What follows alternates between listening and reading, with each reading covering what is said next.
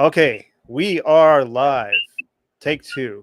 Sorry about that, everyone. Welcome back to Chen It Down. I'm your host, Loomis, and this is episode 299. ChenItDownRadio.com is the website, and sacredsite.info is the website for the documentary, which we're going to be talking about today.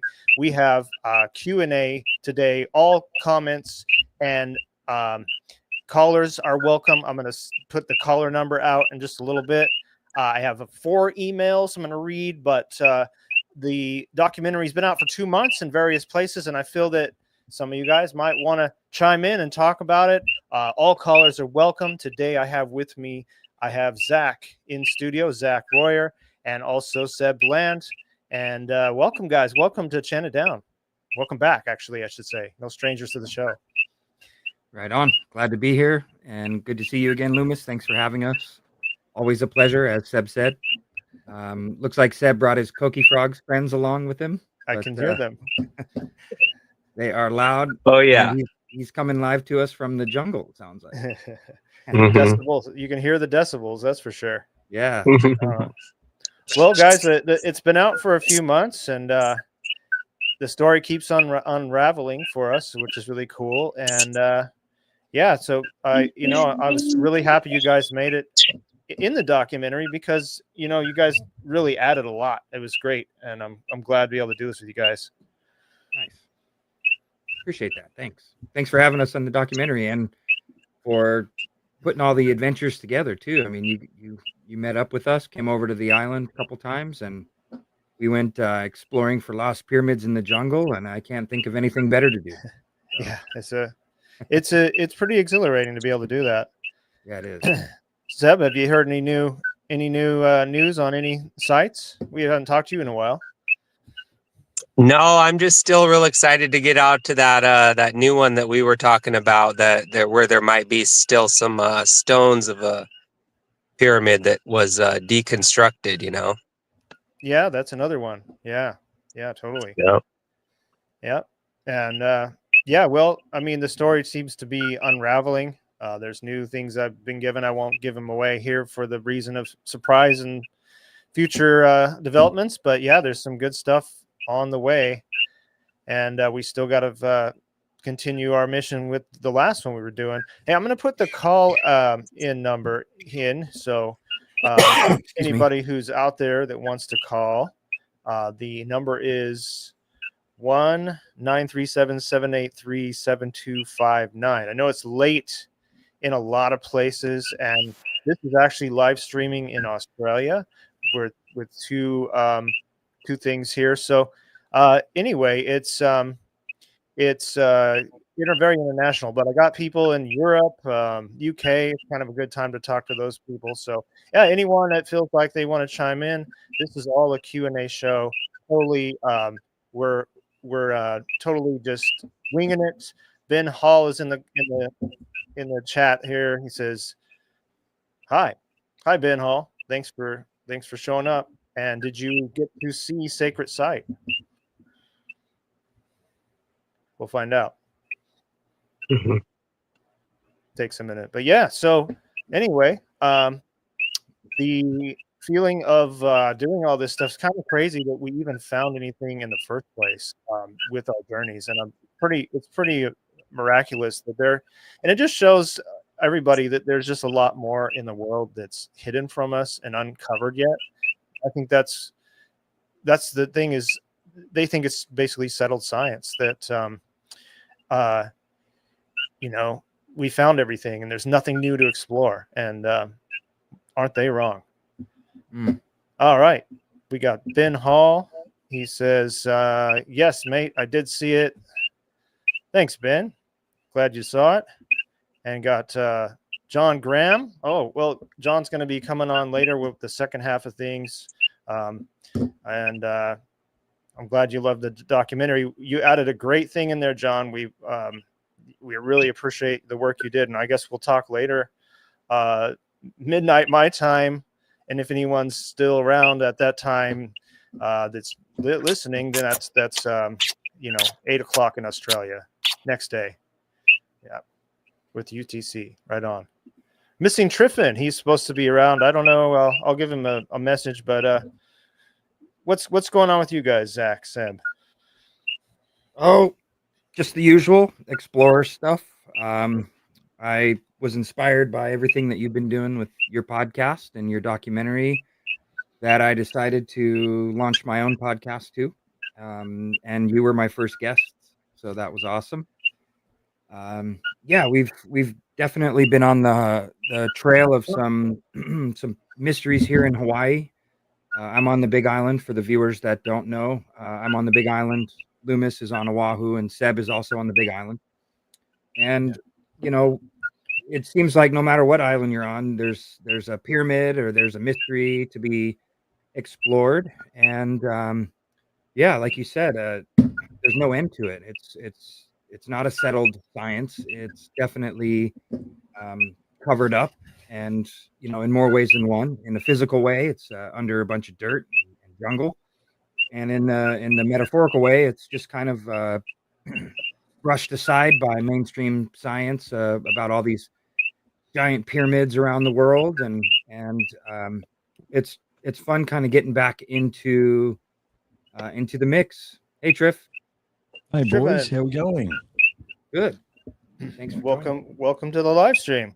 Welcome, mate. We got Welcome. Triffin from Unlocking the Code, Seb Bland, and Zach Royer. And Aloha. There's some We were screeching all- coming from somewhere. that's the Koki frogs in the background of Seb. Ah, okay. It's like, what is that noise?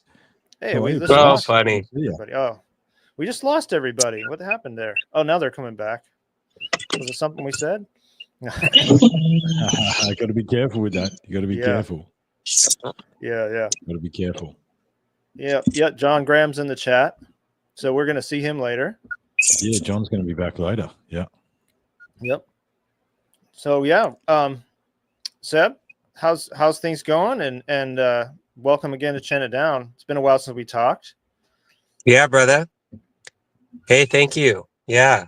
Always great to see you guys' faces and catch up. Everything's great, man. Gosh, I've been on a major study every day, with I build houses, and every day at work I'm just listening all day to so much material, with the archivist. I don't know, you guys familiar with the archivist?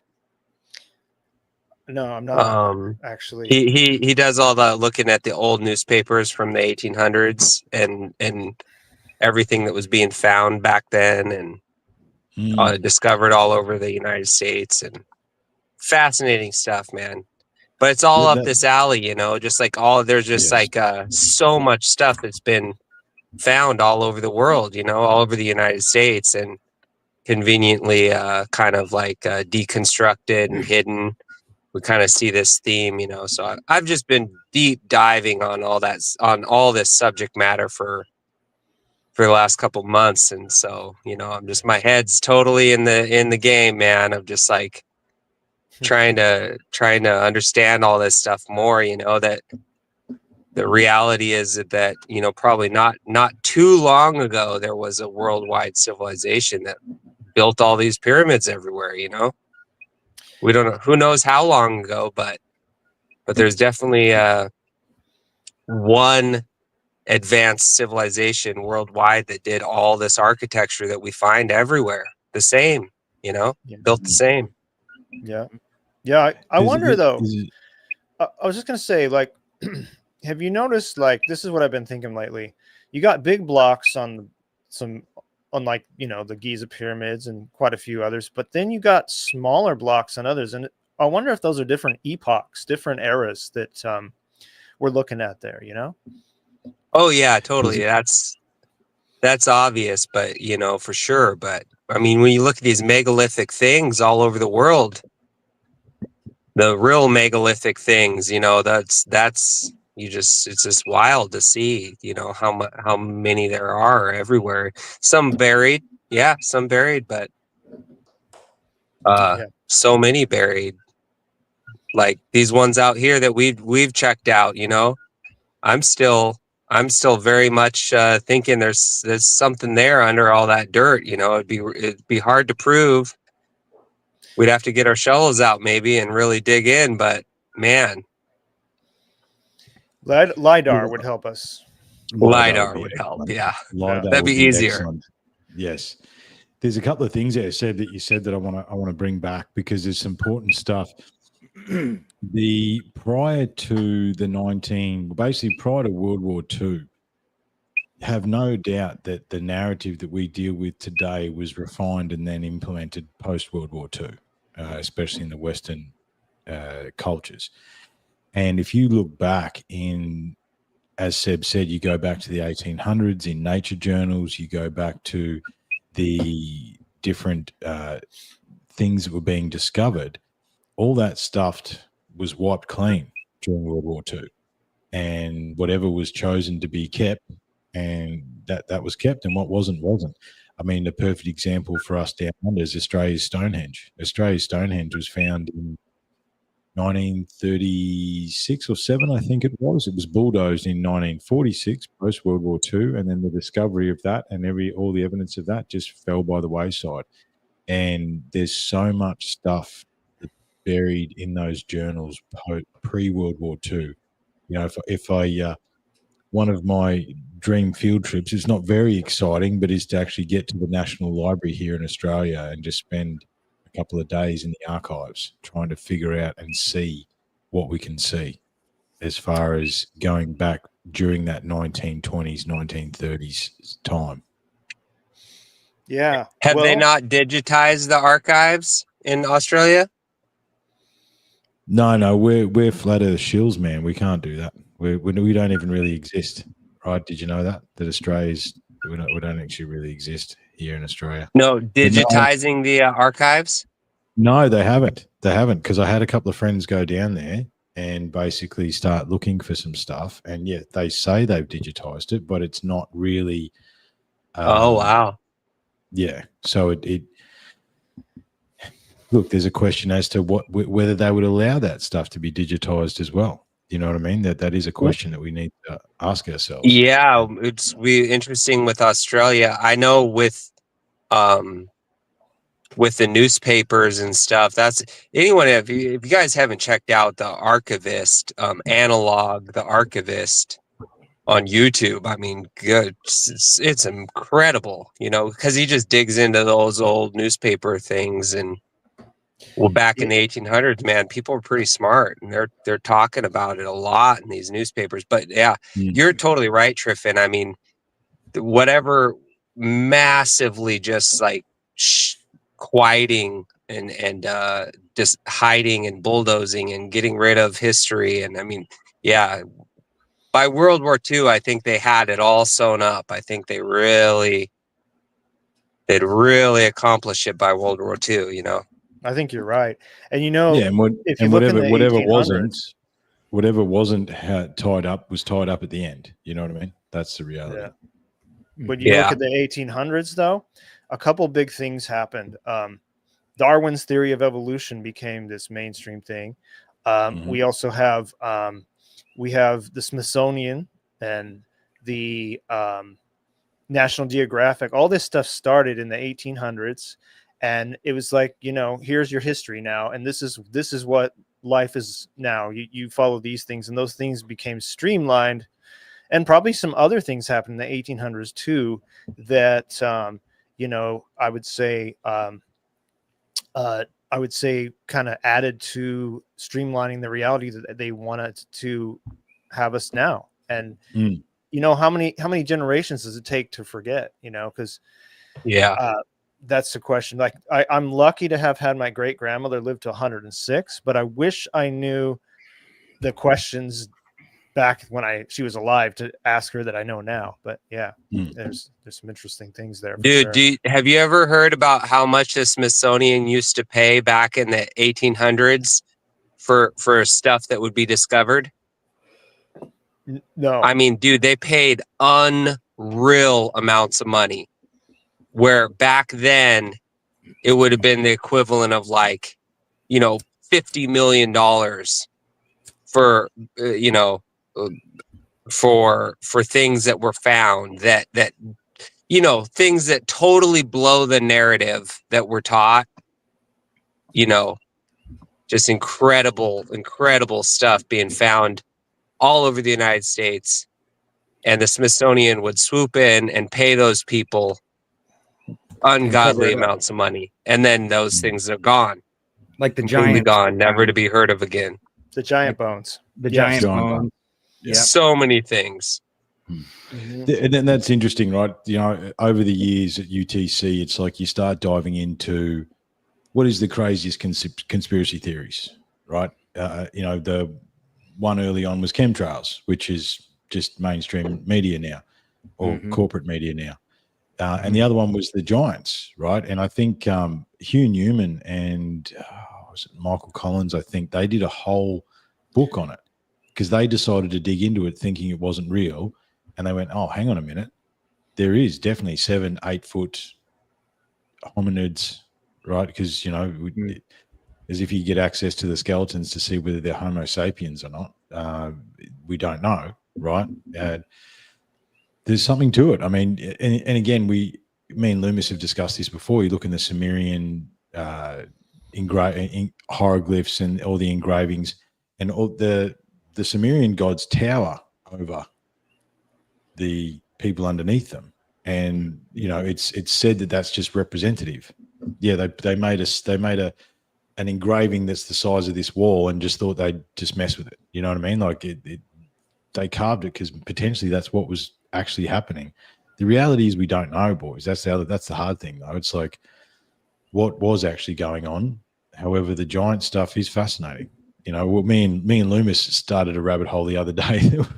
We don't know how many episodes we're gonna take to get through it, because we probably need to put giants on the list as well, mate. Oh, they're going to go on there, and you know what? That episode has been really loved. A lot of love for that episode already, and we just put it out 2 days ago, so it's good. 2 days ago. Well, I was gonna do it my end over the weekend. I'd like to give you a few days to get the initial downloads, man. I think that's fair.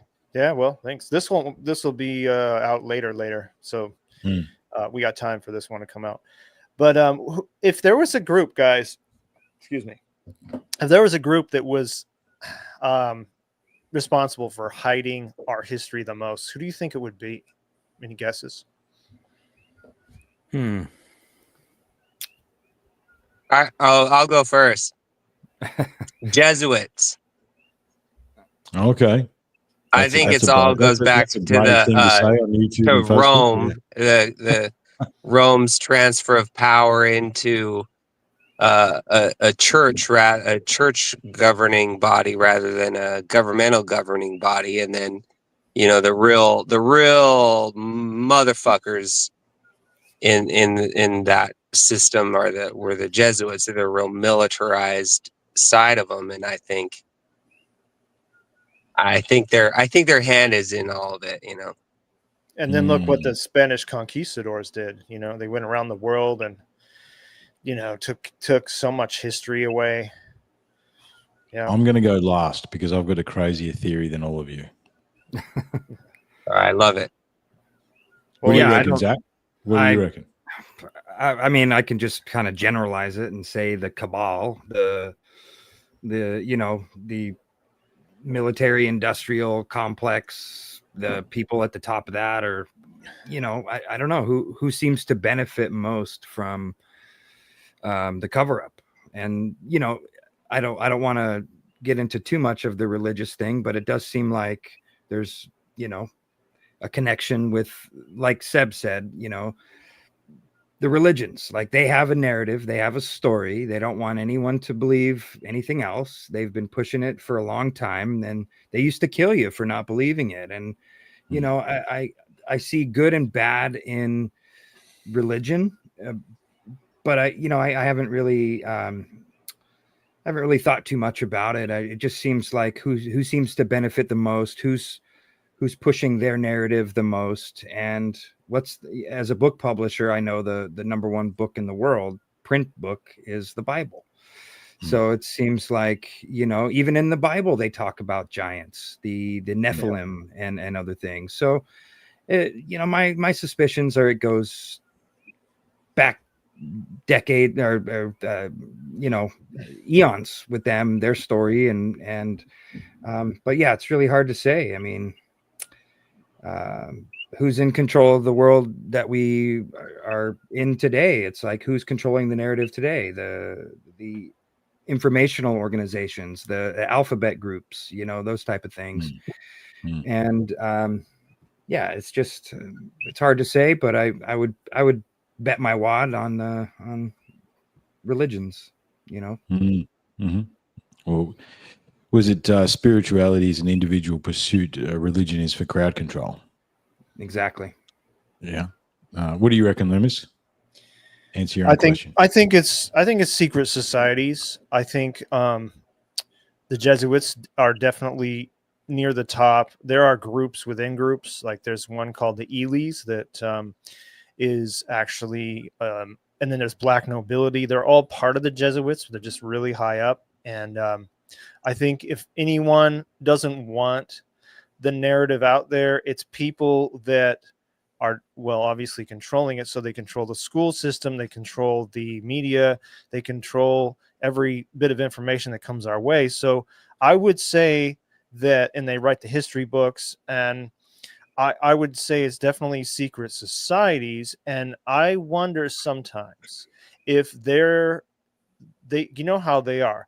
They only their truth is the truth. So I wonder sometimes if they're actually planning on giving us the truth in their version. It could be a total lie, or they want to give it to us, and that's why they're not letting the secrets out. But it's getting more obvious and more obvious. Like more and more people are seeing the stuff that we're focusing on with ancient civilizations, megaliths and stuff, and saying, well, that doesn't match up with the timeline. There's more and more people going that direction, more and more people listening to Graham Hancock and Randall Carlson and people like that.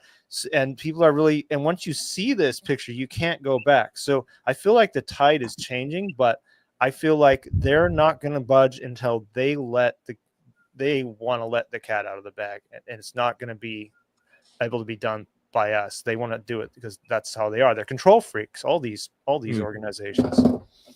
What do you think, Triffin? All right. Was it aliens? Aliens? No, not everything's not aliens, man. I don't think. Okay. Well, look, it depends how far back. Well, it depends on what we're talking about. Depends on what we're talking about. Okay, what are we discussing here? As far as the materialistic, capitalistic civilization that we exist in now, right? What if? This is an epiphany I had here in the Sanctum a while ago. And I've got some notes. It's probably in my Indiana Jones book. There's all sorts of things in there. However, so 12,800 years ago, the world ended, right? The world ended. Now, we believe, or we want to believe, that prior to that was an advanced civilization that has left echoes for us to discover. And that's literally what we're trying to do, is we're trying to discover those echoes. Okay. Mm-hmm.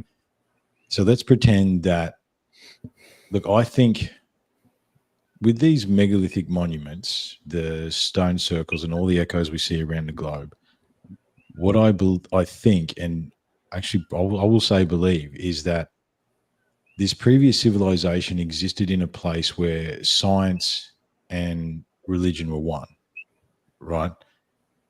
I think it's one of my favorites. I'm pretty sure it's Carl Sagan. The fact that science and spirituality are deemed separate does a disservice to them both, because they're not separate. Right. And so, like now, as we are having this conversation with you guys in Hawaii and me in Australia, and we're having it live on Facebook across multiple continents, as we do this, there is uncontacted tribes in Papua New Guinea, probably in the jungles of South America, right? So multiple levels of civilization exist simultaneously. Mm-hmm. So what if the dominant civilization, the advanced dominant civilization, was this civilization that accepted science and spirituality as one, and that's how they could access the ether? And I think that's, versions of that sort of technology is how we move these giant stones, these 1,000, 1,200, 1,500 ton blocks. All right, we need to start talking about things we don't understand logistically in order to make it happen. And So what's the story, boys? Go back to religion, right? There's a flood coming. There's a cataclysm coming, right? Every indigenous culture around the planet has the exact same story. The Bible, I think, is it is an amalgamation. You know, when one of the things that I used to like to say when I was being provoking people, particularly religious people, they'd say, I believe in the Bible. My first question would be, which one? Because they're all different. They've all been written in different ways and different means. So let's think about this for a second. What if this probably, let's say, more spiritual society, and maybe next to that spiritual society was a materialistic faction, right? The builders potentially, right? Who built the technology, who did the sailing on the oceans and all those sorts of things. Yet the overriding understanding was this overarching thing that we see all over the globe that's echoed everywhere. Who's going to survive a cataclysm better? The guys up standing in the stone circle saying everything's going to be fine, or the people that can build more boats? Right? The people that builders. can build more exactly. Yeah. So what if the builders or the survivors of the builders didn't necessarily want to believe or continue on this other version of society? And that's why we see 11,600 years ago, agriculture pops up everywhere. Right. And what's that story as well? You dig into the indigenous stories. That story is someone came from across the ocean. Right. The classic is the South American one on a boat with no sails. And they taught us how to do everything. They taught fire. The Viracocha, those are the ones that are Viracocha, yeah. Yeah, But the American Indians have a Quetzalcoatl. similar story, Quetzalcoatl, right? Yeah, there's that and that Kukulkan. echoes through Asia, that echoes through the Middle East, it echoes through everywhere. Right. And what if they were trying to create this that we are part of now? And what if that is an extension of what we're talking about, the cabal, religious control, all the above? It's like, you talk about Rome. Well, Rome was Troy, wasn't it? Right? That's the founding of Rome was done by the survivors of Troy. Now the wall, they think they found the base of the Trojan wall, and that's a megalithic structure, right? How much of this stuff has been razed to the ground that we don't know, right? I mean, it is you want to do a weird deep dive into Carthage and how advanced Carthage was in competition. The Carthaginians. The Carthaginians. Yeah, that's for sure. I've been learning about them lately, actually. Well, the Romans destroyed everything and then salted the earth. Like, that's how complete they went with the Carthaginians, right? So, I think there's multiple versions of this. The two countries that don't get enough love in this sort of sector is India. India is definitely one, or those countries, and Asia as well. Right, the Chinese have a province that has hundreds and hundreds of pyramids. Yes, they do, and they're buried unintentionally. Yeah, and they don't even know what they're doing there. Right. I think the classic elevator pitch thing that I could remember is, I think Graham Hancock, I'm pretty sure it was Graham, he was speaking with some Chinese researchers, and he asked them about the pyramids, and the answer was, we'll figure it out when we're ready. It's not important right now. But I mean, the Asians are older than we can even begin to understand. Their history is much more detailed and goes on at length. I think as the reason why, I think I said it in the documentary, boys. I've said it for years. The reason there is a level of control around this knowledge is if you control the past, you control the present, and you can affect the future. Yes.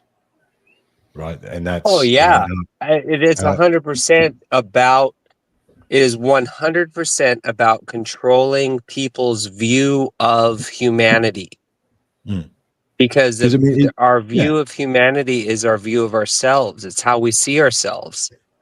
And so, that's entirely what it is, and religion will supplant a sort of weirdly guilt complex view of oneself, like as though we need saving, and it'll give a strange history that's almost impossible to understand.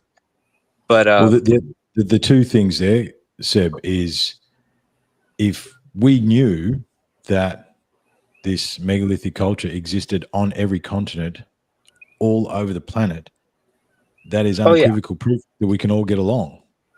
exactly, that we have all gotten along and accomplished things so far greater than anything that is being done today. If people understood that, it would really change things. Mm-hmm. And It would if you want to go massively back, change things if people understood, that there it was all over the world, and it was done, just things that could never even be to any degree done today. And again, that goes back to the 1800s when they streamlined all this, that humans went from primitive to advanced in one just straight line, like there was no, that timeline was really, I think, perfected in the 1800s going into the 1900s. And like we talked about earlier, so the streamlining of Darwin theory and, a lot of these institutions that were started around then, and school system. I mean, the Rockefellers started the school system, and the medical system. And so, all these people streamline the world the way that it is now from that point on. Yet we still had giant bones in the paper in the 1800s. We still had stories of, Sasquatch and, all kinds of interesting stuff. And with the religious thing too, boys, everyone sort of touched on religion. One of the interesting rabbit holes that I haven't finished with yet is the triptych, right? So it's basically the triptych. It's called the triptych research. It was, what's that dude's name? It'll come to me. Anyway, his research, he's disappeared off the face of the planet during COVID too, by the way, the guy that did all the triptych books. I've got his book here somewhere. It's so basically you go into a church, right? You go into a church, on the left is the feminine, on the right is the masculine. Okay. You go into a Masonic hall, on the left is the feminine, on the right is the masculine. Okay. Now in a church, what's in the middle, boys? We know what's in the middle. Everybody's seen it. It's old mate hanging off a cross. Okay. You will never be able to be as good or as pure as pick your deity, right? In that monotheistic religion, right? The truth is, and all this triptych stuff, the reason that the research is so fascinating is it's wound into a lot of old churches, because who built the churches, boys? We know who built the churches. The Masons built the churches, right? And all this symbolism, the Gothic cathedrals in Europe, even down under, there's some unbelievable cathedrals, right? I mean, look, Tartary is in there somewhere, but we could leave that alone for a minute. However, the triptych, basically what the actual truth is that it's the dark, it's the light, and it's not a deity that can be controlled in the middle as a user of control. It's us, boys. We are God, right? We are. And if those of us that have been in the Zen flow state or have achieved balance for, a few minutes of the dark and the light within yourself and found that peace, you can do anything. We can do anything. I mean, think about it. Everything that you see around you was a thought, was an idea, was a creation, right? That came through human hands. We are God. And that's how we were designed. And that's actually what it's supposed to be. However, if we realize that, if we actually truly understood that within each other and within us all, the energy that we could create collectively is unstoppable. And, if you think about energy, how much energy is focused on that cross or on the Quran or on this or on that, right? That energy is being sent and directed.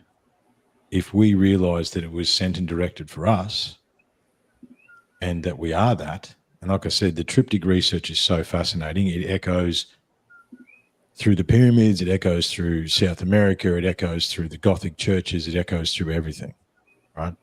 And I think, the the Masons are interesting because I think, there's the The what are we triptych. doing here? The triptych. so- 1, 2, 3. Yeah, 1, 2, 3. What happened to it? Oh, there it is. So look at that. That's this Gobekli Tepe. 1, 2, 3. There's something else here too. Go on with what you're saying though, Triffin. I don't want to interrupt you. I'm just trying to find. No, that's okay. That's okay. Yeah. Well, what I thought I could do, considering we're down this. 1, 2, 3. So I got some emails to read in just a little bit. We'll change that up in just a little bit, but but I think the control comes from us not believing in ourselves, right? I mean, those of us that are trying to work on ourselves, what is actually the key? What's the key? The key is to actually understand and believe in yourself and know that you have the power within you. Well, I mean, it sure helps to believing in ourselves. Is like if we understood what was done in the past, man, that would help. I think that would help people a lot. You know, that things so extremely incredible and huge and vast, and you know, there's just this whole world. There's been high levels of civilization all over this world for just eons of time, you know, and there's so much evidence for it. And I think that change would, you know, help people some, you know, as far as what you're saying on that, the real point of what you're saying, you know, yeah, man. I mean, it's like knowing that God is knowing that real supreme God, that spirit that is within us, and not buried in not being doled out only by some church or something. Knowing that is terrific. I like to joke that, you know, like I get my news from my cryptic dreams. You know, I get my news from my dreams. And, you know, something really fun to share on that subject that ties back into all this pyramid stuff that we're also interested in is, you know, you guys have heard this perspective that all the pyramids were the ark. The pyramids were the place that was safe during catastrophic earth changes that have happened many times. And so the pyramids were like basically a bunker. And so it's not just the pyramid above ground, but then there's the tunnels that go deep, even down to like a Middle Earth type of realm from the pyramids. The pyramids are like entry points. Have you heard this? Have you guys heard this? No, I have not. No, I haven't heard that one. Yeah. So I mean, there's a lot of talk in that angle, and I had never before I ever heard all of that perspective, which to me rings very, very true. Well, look, Darren Kuyu. But before I ever heard that, I was just gonna say, sorry, I'll stop after this. But before I ever heard that perspective, I had this dream where there was a world flood happening, and it was like full on. I mean, I'm just watching the landscape go under the ocean, and I was brought really quickly, like running away to a pyramid. And once I got inside it, I was safe, and I could walk, and I looked out and I could see all the landscape just getting destroyed by the flood. But I had that dream, and then later I heard this whole perspective on that's what all the pyramids around the world truly were, is they're like marker points. You're like, hey, make it to here. There's tunnels underneath. You can get in here, go down. You know, you're safe from anything on the surface. Well, look, it is interesting. Most of these giant pyramids do have vast underground complexes underneath them. That's right. That's And- right. Yeah, and you- I think that's the biggest thing that is hidden about it, is what's underneath them. And something to consider too is that a lot of these military bases, they build them over sites, or they'll Mhm. take control of the whole Absolutely. area, and you won't even Absolutely. know that there's a pyramid inside the base because they covered it up or whatever. Mhm. But you can't go in there because it's military personnel only. So they block these entrances to this underground, and of course they have their deep underground bases too, which They just moved literal- into. They didn't Mhm. build. They just simply moved into them. I think That's interesting. they helped build some though. Like there was that pyramid, tunnel builder. What was his name? It's on the tip of my tongue. Phil Schneider. He was a whistleblower about tunnels, and then he saw a lot of stuff in there, and he was killed off suddenly too, which is quite a story. I don't know if you guys have looked into Phil Schneider. Oh yeah. No, I haven't looked into Yeah. Phil Schneider. Yeah, I remember that guy. I remember hearing him. Yeah, these guys have a habit of shooting themselves in the head twice. That's crazy how they do that. I know. It's just, Yeah, it's they're not- so depressed, man. When you're so that depressed, you just shoot yourself in the head like 3 times. Yeah, you gotta just make never know sure. if you're dead yet. You just got to That's try. right, you again. gotta I make sure know, you're I know. You just keep shooting yourself in the head to really make sure you did it right. Yeah, you get It's Gary so Webb. sad. Gary Webb, the guy who exposed the drug trafficking in the United States for the Iran Contra. He shot himself twice in the head with a shotgun. Just because he wasn't dead enough. He just had to get that last. No, yeah, Yeah. Yeah. yeah. Totally normal. He must have been so sad. Stanley Myers, one of my favorite ones. He invented the hydrogen car and was getting it to run perfectly. And his last words were, "They poisoned me," as he was poisoned and died at the table. Yeah. Oh, Yeah. the list goes on. But I think, sort of going back to what Loomis said earlier, this information, Richard Casaro is the guy that I'm talking about, by the way. Okay, I've heard the name. Yeah. Yeah, I haven't heard anything out of him for a long time. He didn't. I don't know what happened to him during the chaos that no one wants to talk about. However, his work is, I think, one of the things that stitches everything together. But it's guys like him, guys like us, just being independent researchers and talking about this stuff en masse now, right? These topics and just sharing these ideas have not become. They're not conspiracy theories anymore. Right, these are just genuine curiosities and understandings, and because I was having a discussion today with my doctor, it's like everything's bullshit, and everybody knows, right? Some people are still pretending that they don't know, but everyone knows. You know what I mean? Yeah. We're still pretending, but it's everyone And knows. I'm so sorry. I hear you talk, and get all inspired with the thought to add on to what you're saying. But you know what? It's like, it's a personal trip. Like, for each of us, you look at your own life, and you look at how your own research and your own diving into the information, figuring things out, chasing the trail of what you're learning and exploring. And like, we go, like, just like Loomis's documentary, what we're talking about here, it's this journey that we're on.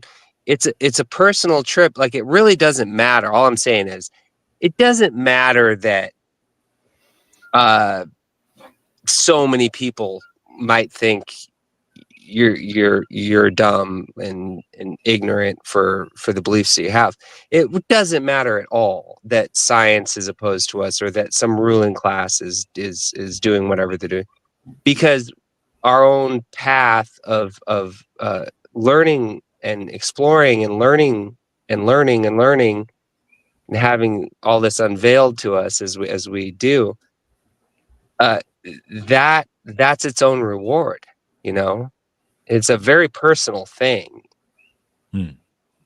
If you get what I'm saying, it's a very personal thing. Like, how freeing that is to each person as an individual, just to like get it, to understand the world in which they're in more, as I do it. I explore and learn more and more and keep exploring and keep, It's our researching. birthright. And It's our birthright. it's to do fucking it. awesome. Yeah. And Zach, you were saying to me the other day, and I think it was you, that these places want to be found. These places want to be uncovered.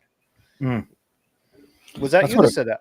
I think it was. I've had so many conversations lately. I kind of like, but I think you felt that way, didn't you? I felt that way on our last expedition, last Friday. We were basically in uncharted area, and it something drew me into a certain direction. I want to attribute it to the light hitting the palm tree and this and that, but it's probably something a little deeper. And yeah, I do feel like, things that were covered up a long time ago, the opposite side of things would be they want to be uncovered. I do a lot of agree. I do a lot of supernatural stuff here on the Big Island, and I know that all the ancient histories of Hawaii were replaced and covered up and by the missionaries that arrived here in the 1800s. And there's something about how I feel when I'm talking about it with guests and uncovering it, and then I get weird things happening, doors swinging open, inanimate objects moving. I do believe that there's a force pushing all of us in a direction of discovery and external and both internal. So I just if it's covered up, it's going to be uncovered. That, like they say, the only things that you can't hide are the sun, the moon, and the truth. Yeah. Right. And that's so fascinating, man. I wrote a poem about the chaos that no one wants to talk about anymore a little while ago, and I just remembered one of the sections that out of that was, yes, the dark is rising, however, the light must rise to meet it. And I think the more they try and crush this stuff, the more people like us are going to talk about it. The more, we're still going to do documentary part 2. You know what I mean? We're not stopping. It's exactly. this stuff will actually be revealed, and these connections. A lot of them in our eyes are already undeniable. However, in order to reach the larger populace and shift the perception, we just got to keep going. I think this is the whole point. I think me and Loomis have had this discussion. This sacred stuff that we talk about, the ancient advanced civilization, the God self icons, the triptych, the this, the that, and how does it all join together? It's not a the podcast recently turned 8 this year, right? Nice. And I've done 230 odd episodes. There's times where I've wanted to give up, for sure, right? And there's times that I did put it down for 6 months, or you know what I mean? The last 12, 18 months, I've lost a bit of ground because I was building the studio and really honestly finding myself a little bit. And the research never stopped just because I wasn't doing the show. It's not for the show. I've still got folders and folders of all the research. I'm still reading 3 books at once. I'm still watching documentaries and listening to podcasts. And, this thing, it's a calling. It calls to us. Yeah. And it's an ancient call, right? And I wonder whether Seb was having a flashback from the floods. I do wonder whether there's those of us that weren't part of the, if we talked about those 2 societies that existed, right? I think maybe the guys here represented a lot of the people that I know. And if I said to you, these people, who they are, these are the people that are from the echo of the spiritual society, where we knew the message of the stones and the energy and that sort of stuff, right? That we come from that. And I think that's, that is there's definitely something to that, because it's an echo, it's a call. It's don't have a choice to do this research. We have to. It is a call. Yeah. Yeah. So, I got about I got you guys in the chat. So just gonna say, anybody feel like chatting away, or the call in is 1-937-783-7259 if you're in the US. Or you can call international, just +1. What I want to do, just start change gears a little bit, is I want to get through these emails and we can all comment on them, and it'll spur some interesting things too.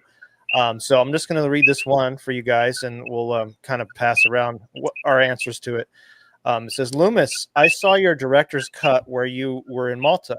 The cart ruts are fascinating. Do you think that they were used as some type of waterways, like as in flowing water through channels for irrigation? They don't seem to be related to the megalithic sites there. Thanks, Vibeke Weiss. So what do you guys think about the cart ruts? Well, I don't think they were cart ruts. I think No. they had better technology than horse and buggies back then. So they probably didn't need the ruts. So that, yeah, irrigation is a good theory. I personally haven't studied Malta too much, so my knowledge is limited on that. But I don't think they were ruts. I mean, you're not transporting megalithic blocks by horse and wheel. It has to be a different way.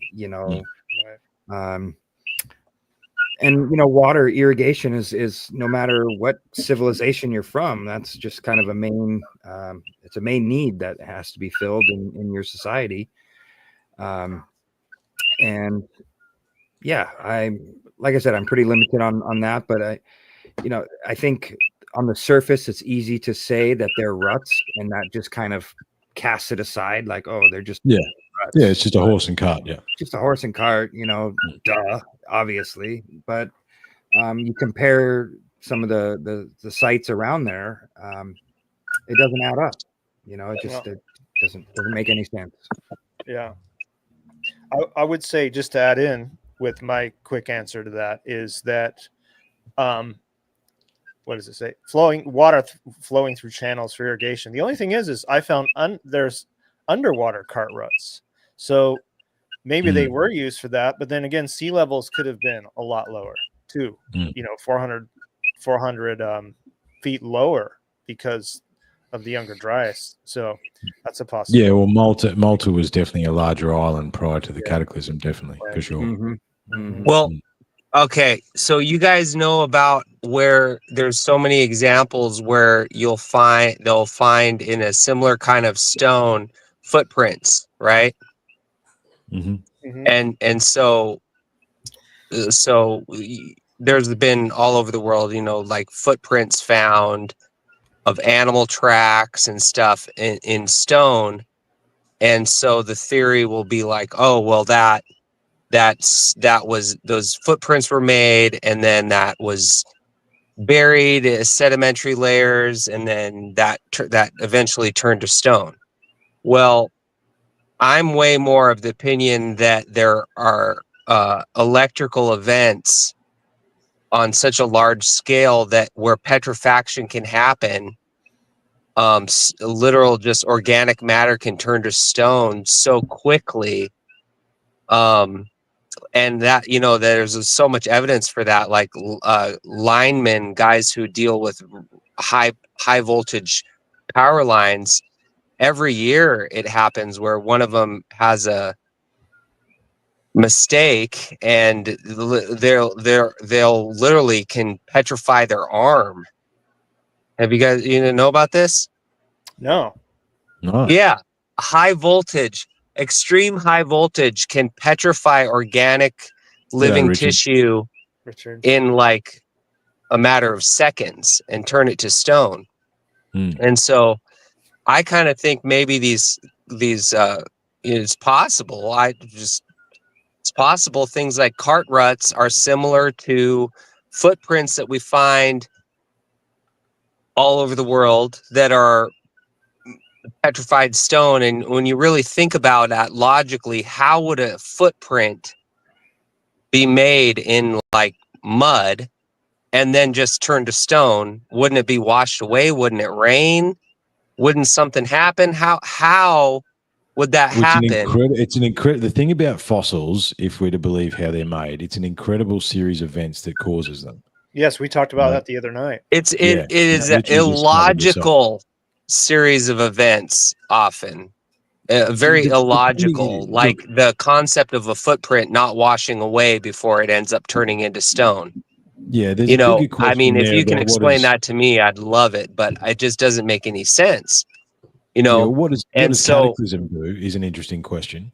Yeah, but what about cataclysm the on a cart rut? level What about the of cart rut? large, high voltage electrical events that can turn all tons of organic matter into stone. And if you look up the work of like Stellium 7 on YouTube, I love that guy.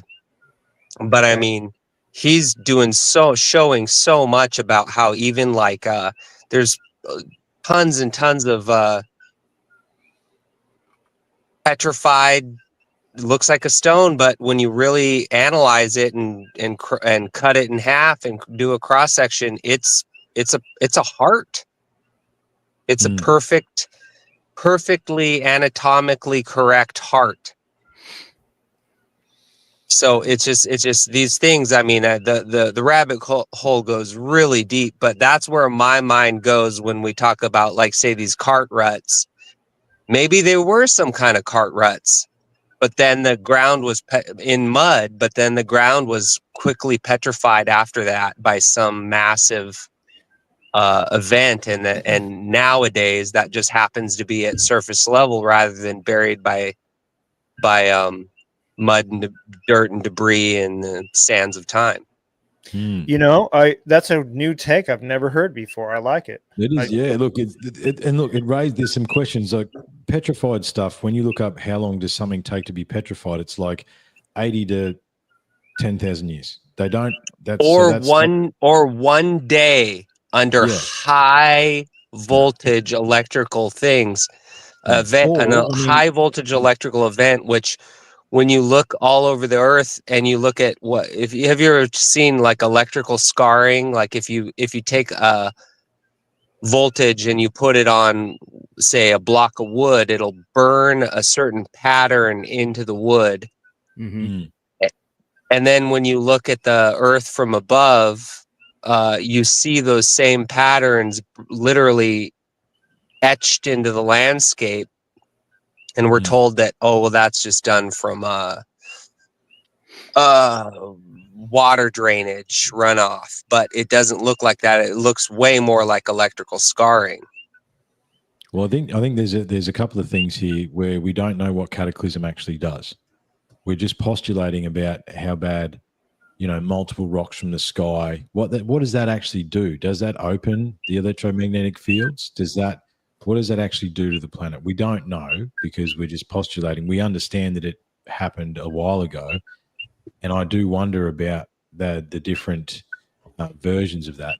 Ben, I just want to address Ben there because the big blue orbs, mate. You need to probably be a little bit more specific about which big blue orbs we're talking about. Yeah. I was just keeping that comment on the screen just as we'll get there. But I think the cart ruts are interesting to wind up the email. Yeah, Michael Tellinger's. Yeah.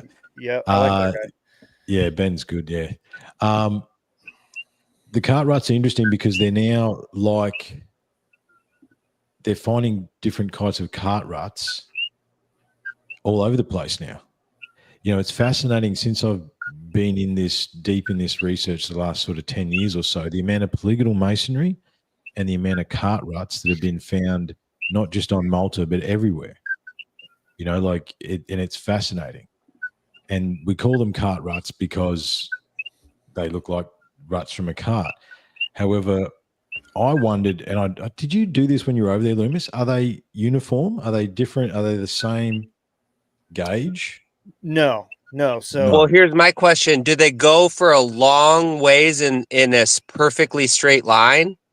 Not always. Yeah, everywhere. Not always, though. They turn corners. They do all sorts of stuff. Oh, okay. Because I went. So when I did that, I got a bunch of different footage, and I did put it in the director's cut. There's one that's called the junction, and they all go different ways. And there's some that go underwater, and there's some that go off cliffs. Yeah, they dive straight off cliffs. But again, if we take the sea level down 400 feet, that might reveal a different picture. Yes, I think so. This is, this is the thing. But I mean, and the cart ruts, as I say, the cart ruts or the ruts are interesting because they're being found everywhere, all through, Turkey and all that sort of stuff. They're finding ruts. They're finding evidence of ruts. So these are things that, again, it's another echo, right? Yeah. What if it's the sled tracks of the magnetic plates that carried the rocks? You know what I mean? Mm-hmm. Could be. It's hard to say. There's some in Like- Austin, Texas, near Austin, Texas, and there's nothing Yeah, they're megalithic. finding them everywhere. They're Yeah. finding them everywhere. Wandering These ruts are another echo. Yeah. Yeah. These ruts are another echo. So do they think that the ruts are the same age as the megaliths in Malta? Do they have any way to date all them? stone. Or No, Yeah. It's all stone. It's all stone. Yeah. So we Okay. don't- But see, I've been to the sites there, the megalithic sites, and they don't have cart ruts around them, so it doesn't make sense. So maybe they came at a later time. Yeah, it could have. They could have done. They were things that they made that went to, like, tracks that they made to the megalithic sites. It's nothing like that. It's just these random. That's a good. I drawings. think that's a good point. That none of the ruts like rock up to the megalithic sites. Where No. you think if they were Right. transporting things, you'd have a set of cart ruts that ran right past the front of the temple. You know what I mean? So Mhm. that would Yeah. then to evidence that they were dropping something off to build it. No, there's not. Yeah. There's not that. There's not that there, which is they're fascinating. I think you said something good there, where it's like, how many layers are we actually looking at here, boys? Right? If we're, what about the cataclysm 70,000 years ago that reduced us to 10,000 people? Right? If we are to say that, and as me and Loomis are exploring in our series that seems to be growing by the second that we have this conversation, Yeah. that 250 odd thousand years, right? Well, actually, I know the numbers here. Let me rattle this off. So 200,000 years, we'll say, is the Homo sapiens sapien, Encino man. We found him in the ice, give him a shave, put his shirt on him, put him on the screen, and he would be us, right? 200,000 years. We say a generation is roughly 25 years, okay? 200,000 divided by 25 is 6,666.666 out into infinity generations, okay? It is 2025. 8 generations ago, in 1825, the main mode of transport globally was the horse. So in 8 generations, we went from horseback to talking to each other across the globe and everything else, okay? In 8 generations. So in 6,658 generations, we didn't do anything. Right? So we're talking about a civilization that's advanced 12,800 years ago. What if there's an echo from a later time that is 70 plus thousand years ago? Well, how old is Eridu, right? We went on that. Exactly. How old is Eridu? Yeah. Yeah. And there's also the temples as well. So just the temples, there's a different set of temples that actually account for the wobble, right? So the earth is on a wobble at the moment. If you correct that wobble, these temples line up. Right. So is that prior to the wobble? The central and then what avenue caused the wobble? Yeah. Right. And then what caused the wobble? And I think Ben's talking about he mentioned the moon there. The moon maybe corrected the wobble, right? We did that show show too, where we that it seems like if it could have been an artificial object that entered the atmosphere that tilted the Earth. It has so much pull on the Earth. Or corrected. Or I think I wonder whether it corrected it.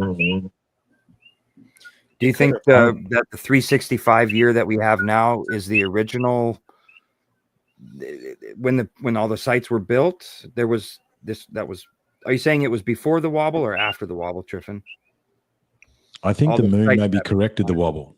I don't know. With the moon, it's interesting, right? But as far as the calendar is concerned, it's totally there's a missing star sign in the calendar, Ophiuchus, right? It should be 4 weeks, 28 days. That's the actual cycle. 360 days. 6. Yeah, just 360. Like circle, 360 degrees is a perfect circle. I always find it interesting that Enoch lived at 365 years. I don't know. Just always caught my eye. Like, oh, maybe that's when the official year began or something. I don't know. Who knows? Well, Some of yeah, the stuff is the year, symbolic. and this is the thing. There's so many rabbit holes to dive down. You dive down like when was the actual the is it the Julian calendar that we're currently operating under? Yeah. When did that actually start? Right, Mhm. and you talk March about was the first month. Yeah. that's right. Right. That's the It's beginning of the it's year. not right. Yeah, Right. it's not right. Right. It's Well, backwards. here's a good example of what you're referring to, Triffin. Things that were done more recently. So probably it's very well agreed upon and historically referenced, but probably about only 4,000 to 5,000 years ago, in India, there was a really high point of civilization, or of enlightenment, in Absolutely. which these temples, there's so many temples in India that were built that Carved out of one defy piece of rock, too, by the way. Carved out of all just logic of how they could carved have been done.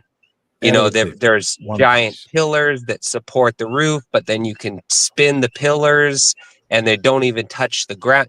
Are you aware of all this stuff? Yeah, absolutely. I mean, And then these a lot of those temples are, too are built out of and one piece.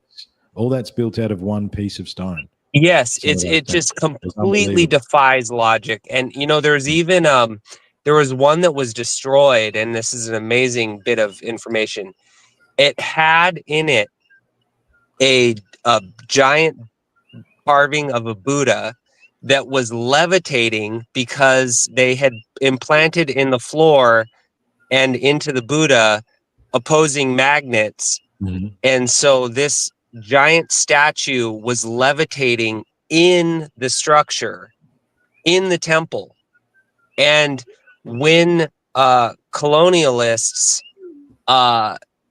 decided that was too much and they couldn't deal with it, they tried to just dismantle that part of it, and it caused almost all of the rest of the temple to collapse once they tried to disengage this Buddha statue from levitating.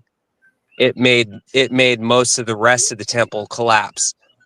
That's interesting. And so this ties into something really cool for me, is that recently I was I really tried to just expand my realm of where I get information from, and I found this really cool source, which was the writings of a Chinese monk from the the like 1200s, and he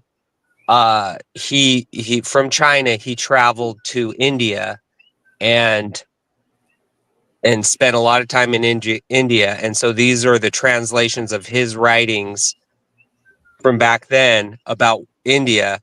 And he was talking about these temples, and that he communicated with the priests in India, and they told him that these temples were built, a long time ago, by the rulers of that time, and they were built by spirits, that they employed spirits to build them. And the Chinese monk seemed like, oh yeah, he totally understood. He didn't question it. He goes, yeah, like that made sense to him, that entire things, entire buildings, entire temples could be built by no human hand. That it was actually built by spirits. And what I find fascinating about that is that, like, even here in Hawaii, the Hawaiians said that certain heiaus were built by the Menehune, which would be like spirits. They're invisible. And I see a lot of cross-referencing with that concept, as a lot of cross,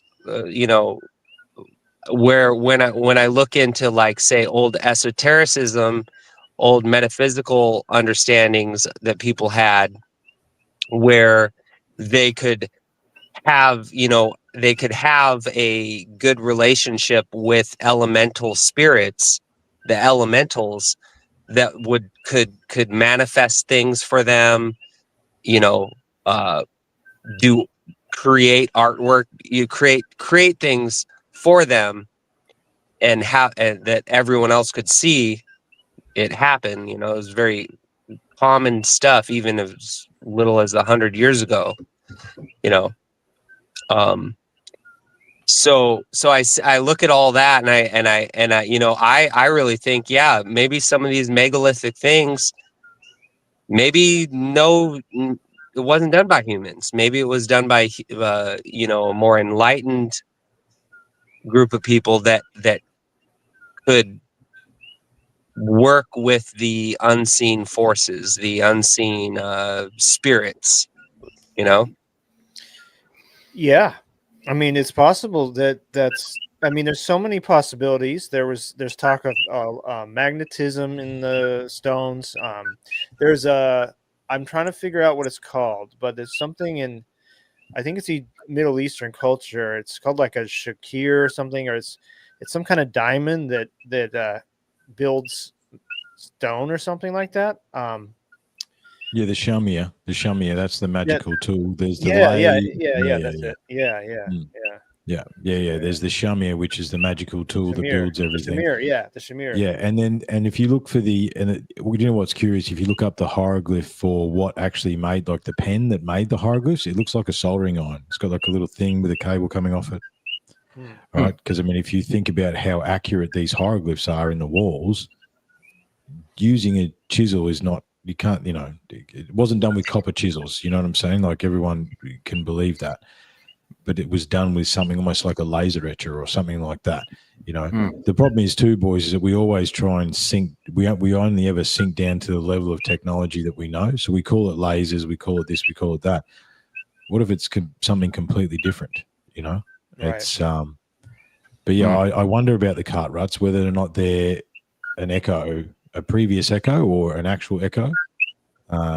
It's an interesting thing, man. Have you got another email there, mate?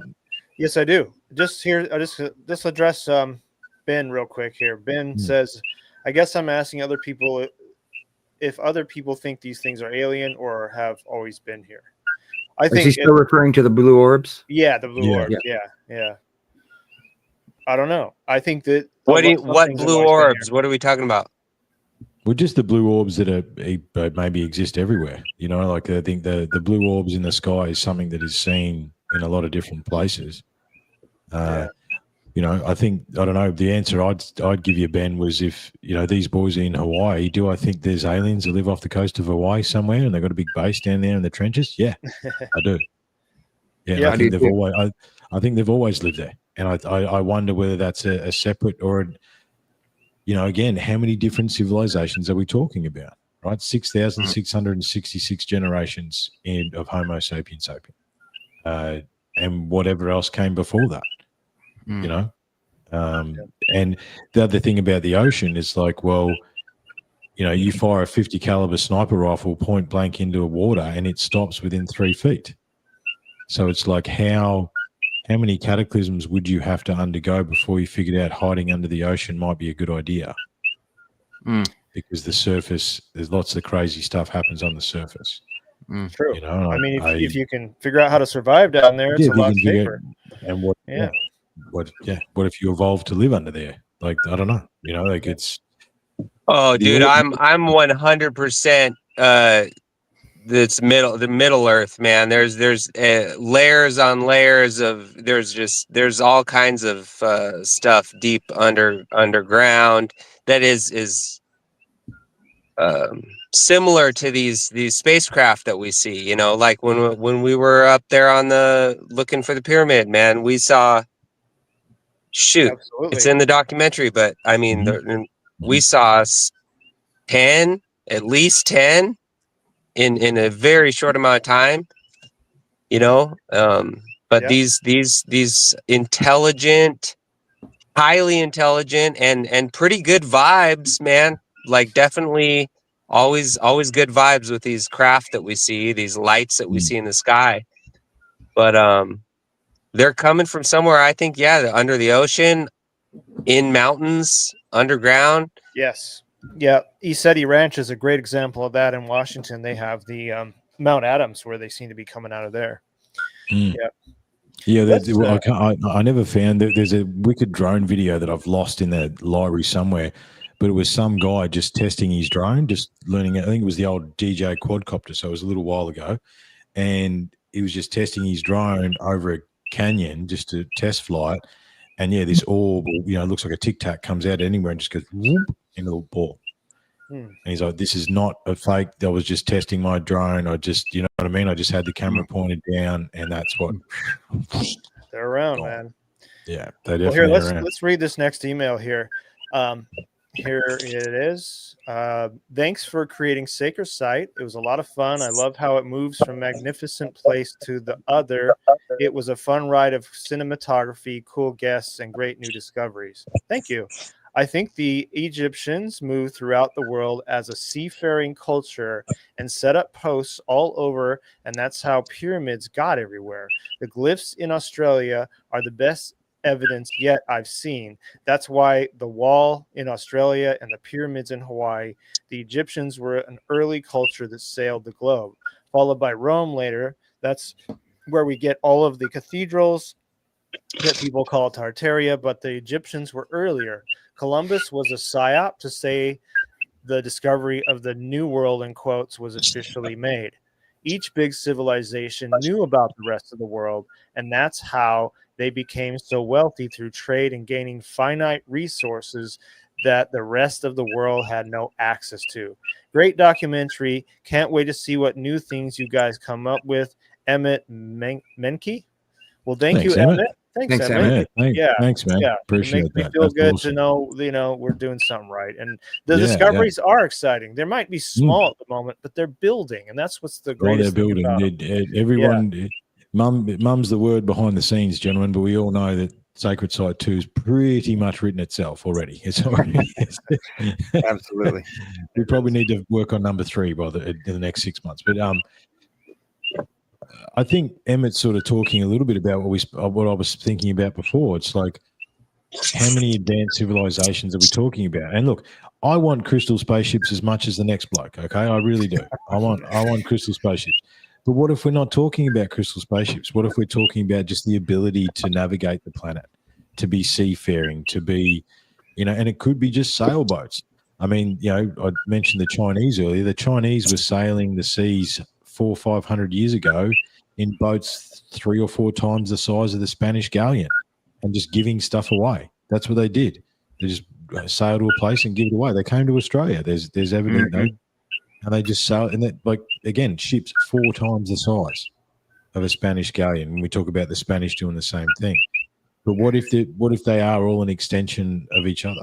And I do think, look, you talk about the churches. You talk about that there is this echo of a global civilization, and as much as I want, teleportation and crystal spaceships, what if that's not what we're talking about? What if we're just talking about chips or being able to harness the magnetics of the ether and utilizing that? You know what I mean? In transportation. Those are some loud cokies. Is that you, Seb? Yeah, man. It rained here, so and I gotta sit outside in my truck to talk, because otherwise, if I was in the house, I'd wake up my son sleeping. No. Just when you're not talking about it, when those ones come in, mute your mic. You can mute your mic if you want to do that, because then that saves them coming back through the microphone. They're hitting the decibels. There you go. Yeah. Yeah. So when you want to talk, just turn your mic on, bro. And then that's because that's pinging my ears. They just hit the decibels, like boop beep.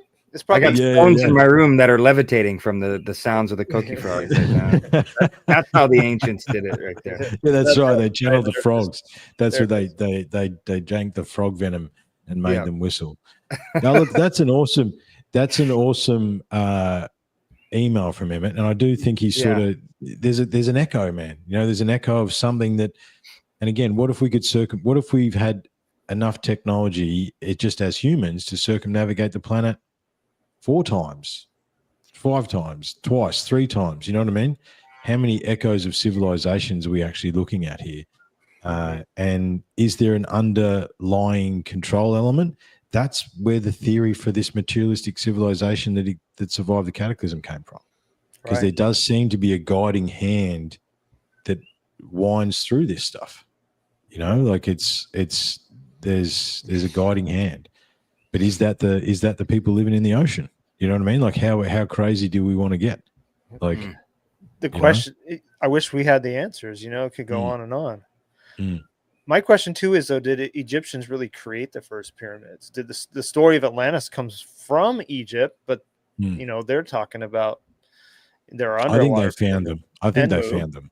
Yeah, I think they found them. I don't. It's absolutely the dynastic Egyptians. Yeah. I guess it depends on. I'm thinking like the Zep Tepi period, you know, when they built them. Well, Zep Tepi might have built them. I think that's what we're talking about, Zep Tepi, aren't we? Yeah, You know, we don't really understand how grand Sumer was in its time. We don't understand, like Eridu, you know, what was it? What did Eridu look like? The ruins are unbelievable. Like the overhead shots of the ruins of Eridu are unbelievable. What did it look like when it was actually fully fledged and, you know, in its heyday? You know, it's like if you had the DeLorean, where would you go? Like you'd have to go back to Egypt 4,000 years ago to see what was going on. You'd have to go, you know, you wouldn't want to go too far back. You sort of got to stay sort of, I reckon, you know, 9,000 years, because I think prior to that things weren't too flash. But I think what happened over the last 9,000 years would be very, very interesting. And just before I forget, you guys understand that in the Masonic calendar it's 60-25, not 20-25, don't you? Yeah. Yeah. Wait, did you say in the what calendar? The Masonic Masons. Oh, Masonic. The year is 60-25, not 20-25. Oh, nice. I did a bit of digging with that, and it's like to all the people I knew, what happened at, 4,000 years, 6,000 years ago? Everyone's like, oh, nothing. It's a dark age. Well, no, if the Masons count from there, something happened. Mm-hmm. You know what I mean? It's well, it's also interesting if you don't just look at the structures around the world, but you look at the theologies, like the Mayans, their theology, their stories exactly parallel what the Egyptian parallel. It's just a biblical all story. the stories. The biblical story. Yeah, it's all the same. All the it's the root, the origin of what the Bible, where the Bible came from. But the Mayans, it's almost more Odin, in depth. like, take your pick. You know, but it's exact same stories, exact same. You know, and freaking same pyramids. So, you know, it's just it's fascinating to look and see. Yeah, these places were probably outposts of what would have been like Atlantis, like surviving outposts of Atlantis would be when the collapse of that time period happened, probably 12,000 years ago. And Mu. Yeah. And Mu. Look, I do think. Oh yeah. Look, that's an interesting one. Look, Atlantis, I think, is the Azores Plateau. I mean, it is in the middle of the Atlantic Ocean, and no one really knows who named the Atlantic Ocean the Atlantic Ocean. So it makes sense that it could probably be in there. But again, I think that's an echo. I think that's the again, this was a global civilization, right? I mean, you know, and again, look, actually, I could just bring this up quickly. This is a slide that's been sitting there for a second. You know, we talk about echoes on echoes and religion and all this stuff that we're talking about here. This is the God self icon. And I've found heaps more since doing this research. Peru, Afghanistan, Egypt, Colombia, Bolivia, North America, Sumer, Nigeria, Giroft, India, China, Lebanon, Spain, Iraq, Greece, Minoan, Persian. Dude, that's what I'm talking about. This is what people need to wrap their heads around. This is it right here. Yeah. Right. Peru, everywhere. Okay. This is the echoes that I'm talking about. These are the things that I'm talking about. You know, it's the third eye, the forehead dot. It's behind me. It's the eye of Horus that sits above my head. That's the it is. You cut a cross section of the brain, it looks like that. and the third eye exactly looks like the eye of Horus. Mm-hmm. You know, these things, they echo. This is some of the Egypt stuff that I took, but yeah, the God self icons are unreal. You know, and the corbelled arches, right? Mayan, Egyptian, Masonic. Yeah. Gothic cathedral. Okay. Pretty cool.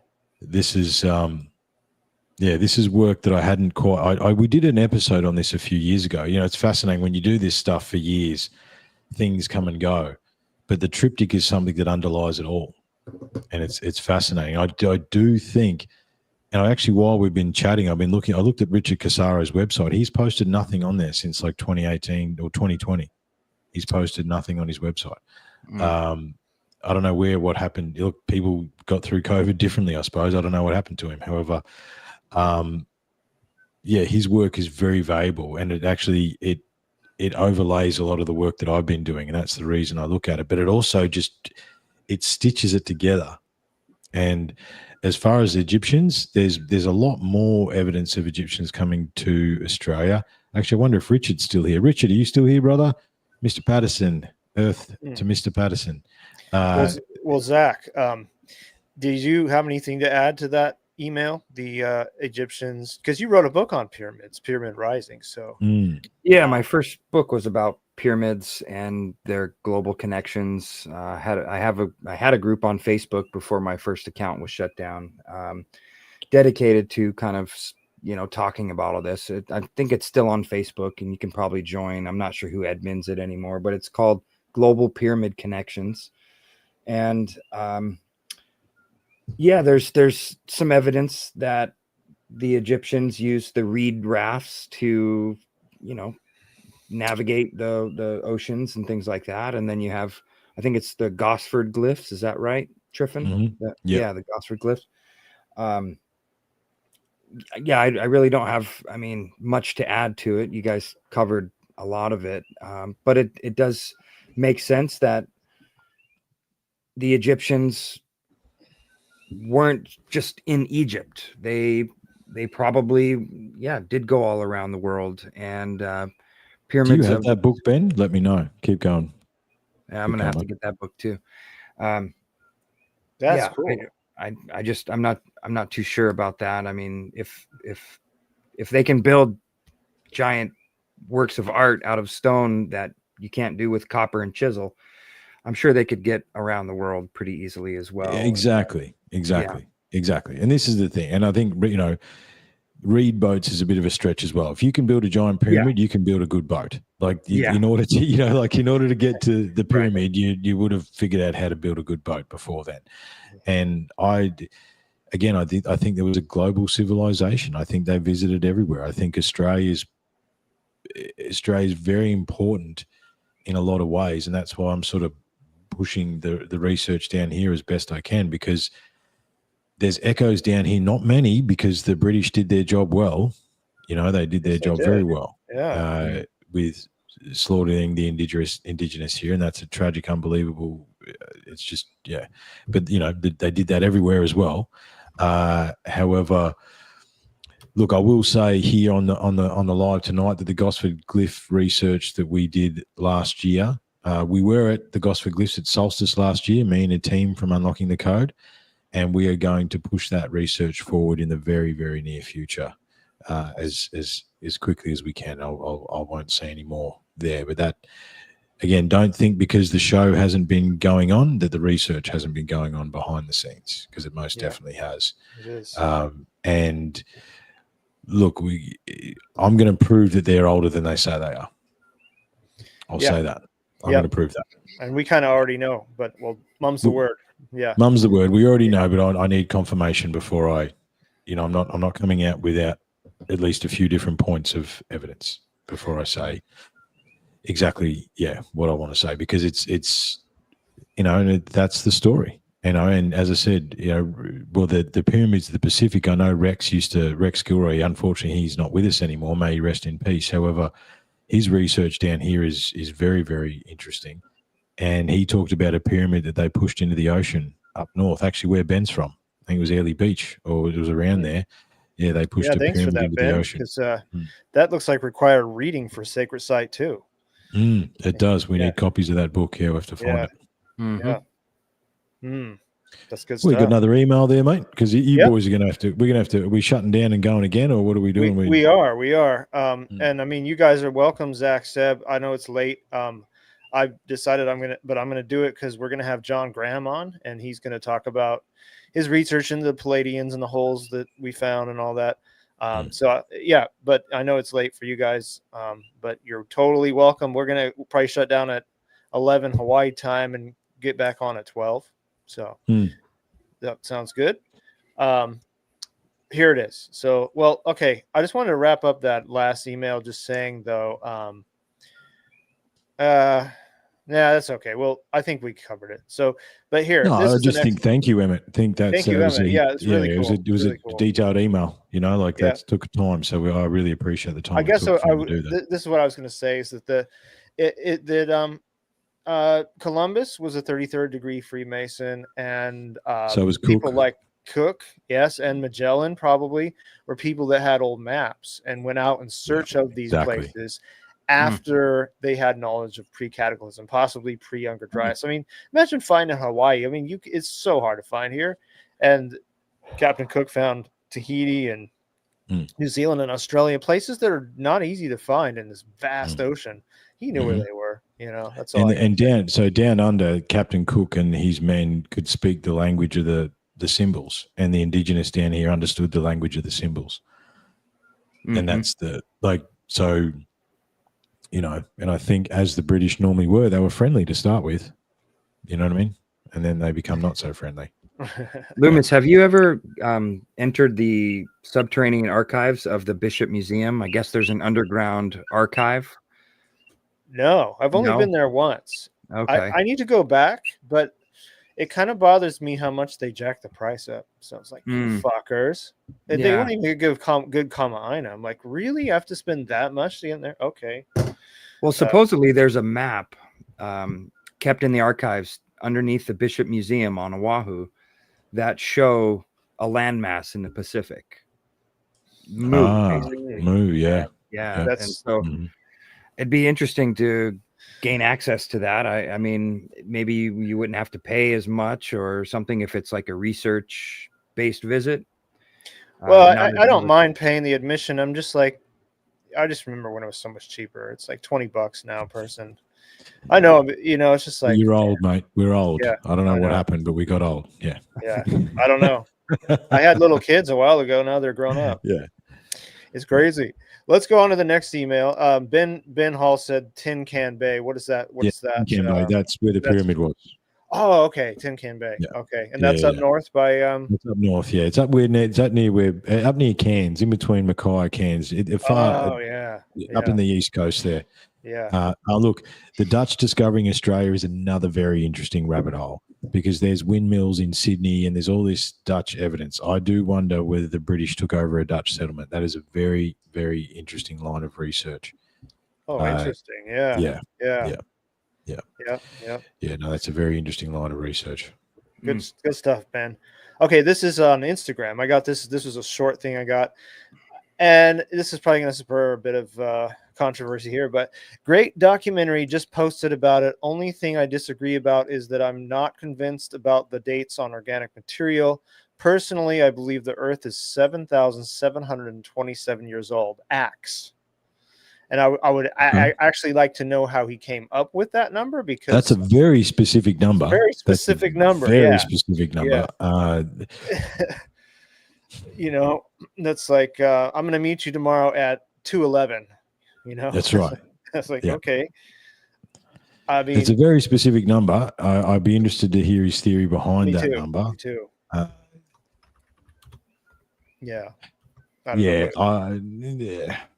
don't want to cast aspersions. You know, peace, love to everybody. However, I think there's only one way you come by that number. It's entirely theological. It's there's some sort of religious connotation. There's a belief system. I mean, it doesn't. It's pretty obvious. Which, hey, you know, to each their own, and would never never discourage anyone to believe in a higher power and give it a specific name and all that. But something just came to my mind about we were talking about the moon earlier, and then I just went off on a tangent looking up the moon. And there's this, there's been lots of research done. There's even a name for people from before the moon was here. There's cultures that talk about that. Yes, we covered that. And it reminded me of a book a colleague of mine wrote. His name's John Shaughnessy, and he wrote a book. Oh, yes, I've had John on. John's good. John's an excellent guy. And he's a good guy. Yeah. Him and I kind of basically co-founded the Global Pyramid Connections Facebook group. It doesn't exist. It doesn't exist anymore, by the way. I looked it up. Okay. I tried to find it. Yeah, that's too bad. Yeah, when I moved to Europe, I got hassled by Facebook too many times, and I just kind of let them have it, and then they erased my account, and I lost access. Had like 35,000 people in that group that were, all contributing to the puzzle, and it was really wonderful. And it kind of makes sense that the group doesn't exist because we were probably onto something. Right. That's right. Yeah. But according to his book, I think I've been part of like 10 groups that have had 30, 40, 50,000 members and then gone. Well, did you ever get a chance to read his book? What was it called? Pyramid Gravity Force? Yes. Well, I had John on the podcast. I had John on the podcast to discuss his book. And it's, the thing is the scans underneath the pyramid and the water and everything underneath the pyramid. So his theory is that they're relief valves. The pyramids are relief valves. For the volcanic activity. Yeah. And there's basically the controller from the global thermostat. Yes. Right? And the thing is too, since, there's been multiple things that have proven his theory to have weight, where we now know that there's more water under the ground than there is in the oceans. Like there's these massive artifices of water that are hidden under the ground, massive. And, the Great Artesian Basin here in Australia is just this massive cave of water. It's unbelievably huge. And they're all over the planet. And he thinks that the pyramids are like relief valves is the best way to describe them. Right. And, if there is all these, these SAR images and stuff that we're seeing, that's all computer generated. But anyway, that's probably not for tonight. But the underground stuff could be relief chambers for water. And he thinks that cyclically the water comes up and floods it and then recedes. And look, it's, as I say, there's multiple lines of evidence that support something to do with his theories for sure. And he's such a cool guy, John. Actually, I'm going to have him back on. I'm going to have him back on soon. I've been talking to him a little bit. He's here. I think I've had him on twice. Yeah, because he's a good dude. I'll have to reach out to him. But if you do talk to him, tell him Zach Royer said hey, and see if he remembers me. I'm from sure back he would. In the day. And, yeah, I'm sure he would. Yeah, because he did some interesting stuff about the moon as well. His stuff on the moon was very fascinating. Exactly. And his book, Pyramid Gravity Force, it actually says that the Great Pyramid of Giza is on the exact opposite side of the planet as Hawaii. Yes, and right now, that's right. And right now, he had that diagram which had the moon. So whoever put the moon in place, and I do believe that the moon is artificial. I don't think there's any chance that it could be natural, because but whoever put it there did so for a reason, and it could be with kind of a global what do they call that, terraforming project or whatnot. But it definitely seems like the moon and the pyramids, the mystery of both, kind of connect in some way. And then we have this heightened volcanic activity going off right now on the Big Island ever since December of last year. Yeah, the Ring of Fire is letting go as we speak. Yeah, it's happening down here as well. Really all through Indonesia. Yeah. So and then they're finding all these discoveries about the pillars underneath the Great Pyramid, and it's safe to say that the mystery behind the pyramids is just really getting started. I mean, they gave us a false narrative. It's a hot topic right now. It's a hot topic. It's a hot topic right now. Yeah, absolutely. G'day, Marcus. Yeah, g'day, Marcus. Yeah, Marcus is he's actually another documentarian. He's an excellent bloke, Marcus. Cool. And yeah, I totally agree that the pyramids were built. I do think these things were built in stone as markers because they know that stone can't be altered, right? If you build it in a big enough stone, it's not going anywhere. It doesn't matter how big the cataclysm is. And I do think, the fascinating thing with the pyramids, as Marcus is saying here, navigation, geometry, speed of light, all that sort of stuff. It's a Good night, mate. G'day, mate. Yeah, that's it. You got to get more basic. G'day, mate. Good night, mate. Yeah. I'll get there. But what I've found fascinating with this research, again, since I've been doing the show and focusing back on it probably more than 10 years now, is I see a correlation between our technology being able to read these things and what they actually are keeps going. You know what I mean? Like, we didn't know that the pyramid was in the geographical center of the earth until we could actually measure that it's in the geographical center of the earth.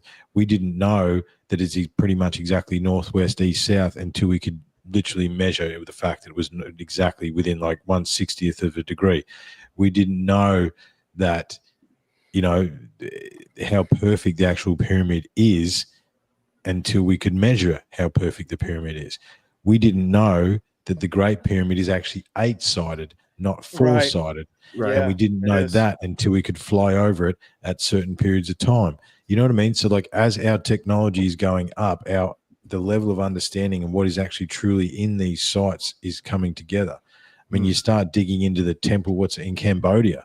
That is unbelievable what they did there and how they actually did that if you start digging into that. And the only reason we know how unbelievable it is we have the scanning technology in order to actually see it. Think about what LIDAR's done to South America. When I started the podcast, they thought there was 1 million people lived in South America. I think the current estimate is 100 million, just due to the LIDAR and the temples and everything that they've found. So it's like, us being able to see these things and us being able to measure them correctly with the technology is providing that. And I do think Marcus is definitely right. They are, like I said, science and spirituality were one. Right. So we're going to build this temple. It's going to be amazing. We're going to put all the knowledge into it. However, the people that come after us need to get to a certain level before they can even begin to understand it.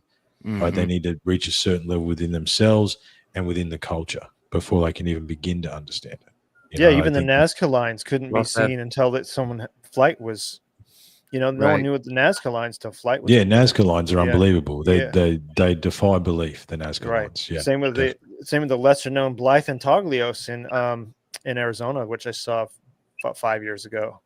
Pretty cool. Does anyone in the chat have questions about Sacred Site? Let us know, and I'll read this last email. This is from Hawaii, so I'm just this will be a good one. Aloha. Mahalo for your documentary. I always knew that Hawaii had pyramids. I've heard my whole life rumors of pyramids out there. I am Kanaka, but I live in Vegas, been living out here for 30 years, and sometimes I'm glad because many local people get stuck in their Hawaii bubble. Hawaii, from one perspective, is all they know. Living away and mushrooms help me look beyond the Aina. That's a good one. Yep. For me, it's allowed me to expand and look at Hawaii from a distance. Many Hawaiians might get upset about your discoveries because it messes with our history out here. But I say good because the truth needs to get out. Hawaii needs to look at a bigger concept sometimes. Mahalo nui loa, Loomis. Brother Mark.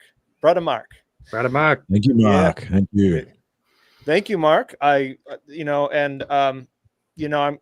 do understand, Mark, what you're saying, because I think that's just anywhere you live. People are stuck in their wherever bubble. People in Australia probably stuck in the Australia bubble, or parts of Australia. You're stuck in your own town bubble. You're stuck in your work bubble. So anytime you take mushrooms and you get out of your normal zone and live somewhere else or whatever, you're going to see something from the outside. And I hope that Hawaiians appreciate this stuff we're doing. I realize it is walking a thin line maybe, but at the same time, it's our birthright to know the truth, and it's everybody's birthright to know the truth. It doesn't mean that Hawaiians weren't great. It just means that there's more to our history than we know. So Yeah, I don't Yeah. understand that. Like, we're not discounting anybody's history or anybody's story by trying to dig a little deeper and gain a deeper understanding of where we have come from. yeah, Like, I don't get that either. I don't get it. I don't get it. It's, peace and love. Like, everyone has their own story, and that's great. However, I'm not trying to step on anyone's toes by just asking questions. Right? You know what I mean? And seeking a deeper level of understanding about, and again, what we've said it a few times tonight, all these indigenous cultures, when they say who built the majestic temple, who built the pyramid, who did this, who did that, the gods did it. Yeah. Right. That is actually 100%. that's what they say. It's not a question. That's what they say. And 100%. Yeah. who were those? What is that? And that's what we're asking. That's the only question we're asking. And I think it's I think the work you boys are doing is excellent. It inspires me. I get updates from Loomis, and I'm like, well, I've got to keep going too. We've got to continue to unlock the code. We've got to keep going. Yeah. And build on this stuff. And it doesn't take away from anyone's culture. It doesn't take away from anybody's history. In fact, it probably adds to it. Right. If an indigenous culture came and took over these sacred sites and honored them for what they were, then they are part of that rich historic culture that exists throughout all humanity. It's not but that's the 3D us and them, isn't it? Everyone's got to have a side. It's got to be, everything's got to be zeros and ones, whereas it's not. Nothing is really black and white. The answer inevitably exists in the shades of grey. Absolutely. Well said. Yeah, I just add to what you guys are talking about too. I'm working on a piece of writing right now for my Substack, but I think I'm definitely going to title it the Pearl of Greatest Price.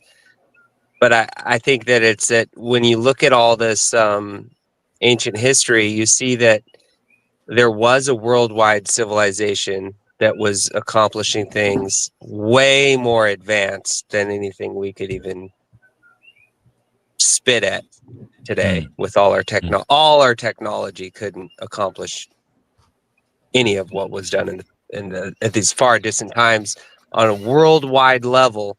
And so when you understand that, and it's all pretty enlightened too. There's this enlightened level of it. Like when we talk about the perfection, like we don't have the passion or the will either. It's not just about technology. It's that we couldn't like get the guy just commented enough to do it. Yeah. The guy just commented, all of the things that the pyramids expose, all the truths that they shine a light on, that we only discover as we advance. When you look at how perfect that is, right? That it's like a unfolding truth that keeps revealing new things to us as we advance. I mean, you look at how perfect that is. Anyways, I'm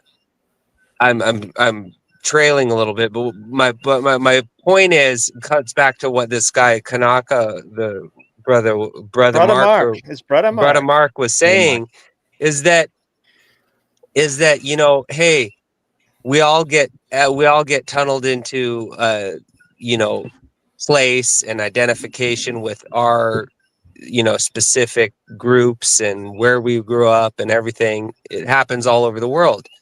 And it's kind of a big downfall of everyone around the world, isn't it? It's kind of the root of why there have been all these wars and all this objectification of people that don't look like us exactly. But if we look at all this proof of examples of that, there was an advanced civilization, worldwide civilization in the far distant past.